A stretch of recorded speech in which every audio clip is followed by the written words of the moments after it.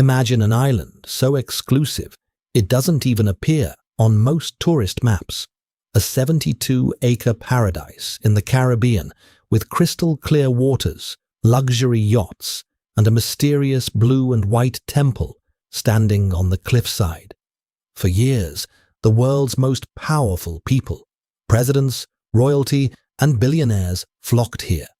But behind the luxury resorts and private docks lay a network of underground tunnels, hiding secrets so dark they could burn down the global elite.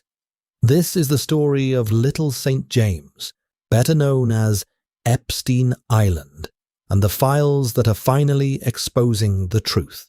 Hello and welcome. If you're new here, welcome to Amazing 5. To understand the darkness of the island, we have to look at the man who built this private kingdom. In the 1970s, Jeffrey Epstein wasn't a billionaire advisor. He was a simple math and science teacher at the Dalton School in New York. He didn't even have a college degree, yet he possessed a charisma so powerful it allowed him to charm his way into the highest circles of Wall Street. Soon, he was managing the fortunes of the incredibly wealthy, including Leslie Wexner, the founder of Victoria's Secret. Epstein began earning multi-million-dollar commissions, but he wasn't just collecting money. He was collecting information. Little St. James was designed to be a fortress of luxury and absolute privacy. Epstein spent tens of millions of dollars building a massive library, a private cinema, and high-tech modular homes. However, it was the temple that sparked the most curiosity. A windowless, striped building with a gold dome that looked more like a movie set than a place of worship. While the surface looked like a tropical resort, the reality beneath the ground was chilling. FBI reports and witness testimonies later revealed the existence of underground tunnels and lairs. Victims described a horrifying system where the island's staff used these tunnels to move people around unseen, ensuring that the elite guests never had to see the machinery behind their vacation. Cameras were installed in almost every room, and for years, rumors swirled that these recordings were used for one thing: blackmail. For a long time, the walls of the island were too high for the truth to escape. The people Epstein targeted were often young and vulnerable, believing that no one would listen to them against a man with such powerful friends. This began a decades-long legal battle. The investigation revealed that Epstein's social circle wasn't just a group of friends. It was a network. He used his private jet, which the media later dubbed the Lolita Express, to ferry powerful people across the globe. Flight logs showed that former President Bill Clinton had traveled on the plane 26 times.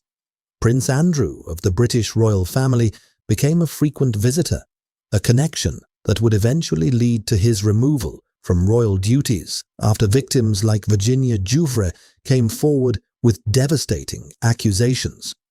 In 2008, it seemed like the law had finally caught up with Epstein. But instead of life in prison, something strange happened.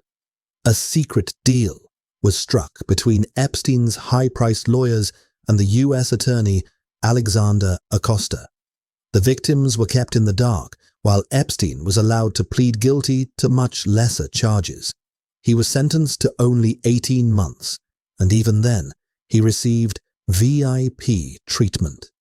He was allowed to leave his jail cell for 12 hours a day, 6 days a week, to work in his office, returning only at night to sleep. To the world, it looked like a total mockery of the justice system. It seemed that if you were rich enough and knew enough secrets, you were untouchable. The world thought the story ended in August 2019. Epstein had been arrested again, and this time there were no secret deals. He was held in the Metropolitan Correctional Center in New York, one of the most secure jails in America.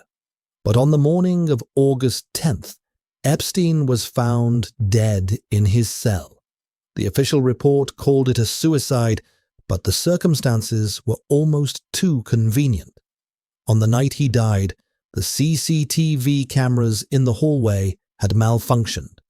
The guards who were supposed to be watching him had allegedly fallen asleep. Suspicion turned into a global outcry. People refused to believe he had killed himself. They believed he was silenced to protect the names in his files. Today, Jeffrey Epstein is gone, but his secrets are still alive.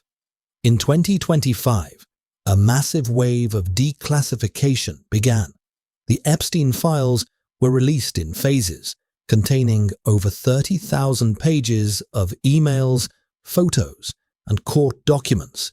These files revealed code names like the Invisible Man, which investigators linked to members of various royal families.